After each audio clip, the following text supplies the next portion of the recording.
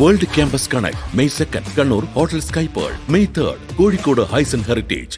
കാസർഗോഡ് പള്ളിക്കരയിൽ ഉപയോഗശൂന്യമായ ചെരുപ്പുകൾ ശേഖരിക്കുന്നതിനിടെ ഹരിതകർമ്മ സേനാംഗങ്ങൾക്ക് കിട്ടിയത് ഒരു വളരെ പ്രധാനപ്പെട്ട വസ്തുവാണ്. എന്താണെന്നറിയാമോ? ഒരു സ്വർണ്ണത്താലി. ചെരുപ്പിനടിയിൽ പറ്റിയ ബബിൾഗമിൽ ഒട്ടിപ്പിടിച്ച നിലയിലായിരുന്നു സ്വർണ്ണത്താലി ഉണ്ടായിരുന്നത്. എണ്ണപ്പാറ സ്വദേശിയിൽ നിന്ന് നഷ്ടപ്പെട്ട താലി എങ്ങനെ ചെരുപ്പിനടിയിൽ വന്നു എന്നതിൽ ഒരു കഥയുണ്ട്. ആ കഥയൊന്ന് കേട്ടുവരാം. അരുൺ പൂപ്പറമ്പ തയ്യാറാക്കിയ റിപ്പോർട്ടിലേക്ക്.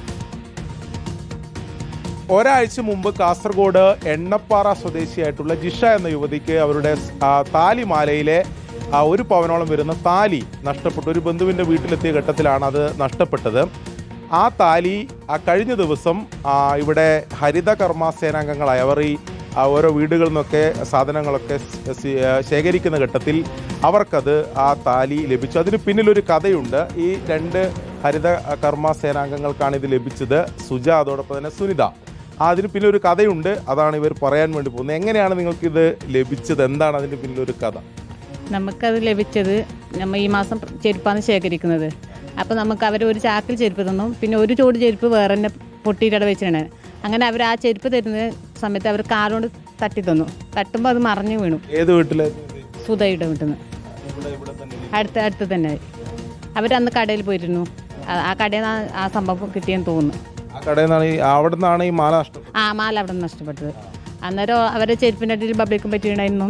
ആ ബബ്ലിക്കത്തിലേക്ക് താലി പറ്റി. അതുകൊണ്ട് നമ്മൾ ആ മറിഞ്ഞു വീണ സമയത്ത് എന്തെന്ന് ഈ ഒളിയെന്ന് പറഞ്ഞ് നോക്കിയതാണ്. അപ്പോൾ ഒരാഴ്ച മുന്നേ സ്വർണം കാണാവുന്ന ഒരു ന്യൂസും ഉണ്ടായിന്.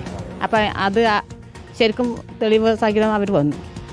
ഈ സുധ എന്ന് പറയുന്ന ആളുടെ വീട്ടിൽ നിന്നല്ല ഈ ചെരുപ്പ് കിട്ടിയത്. ചെരുപ്പിൽ നിന്ന് ഈ ബബിൾഗം അതിൽ പറ്റിയിട്ടുണ്ടായിരുന്നു. പബ്ലിക് അതിൽ പറ്റിയിട്ടുണ്ടായിരുന്നു അറിയില്ല. അതുകൊണ്ടായിരിക്കും ആ സ്വർണ്ണയിൽ പറ്റാൻ കാരണം.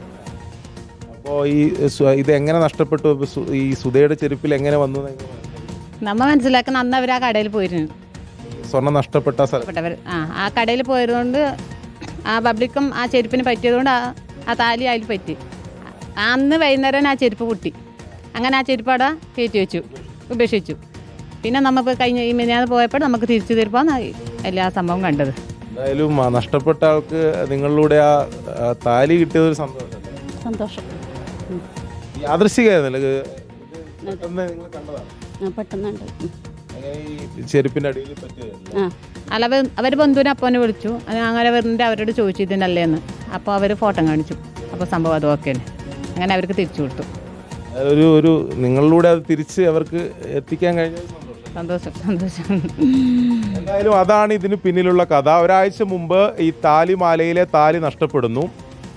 ആ താലി നഷ്ടപ്പെട്ട ആ സ്ഥലത്ത് ഇപ്പോൾ ഇവർക്ക് ചെരുപ്പിൽ നിന്ന് സ്വർണം കിട്ടിയ ആ വീട്ടിലെ സുധ എന്ന് പറയുന്ന സ്ത്രീ ആ കടയുടെ ആ നഷ്ടപ്പെട്ട സ്ഥലത്ത് എത്തിയിരുന്നു.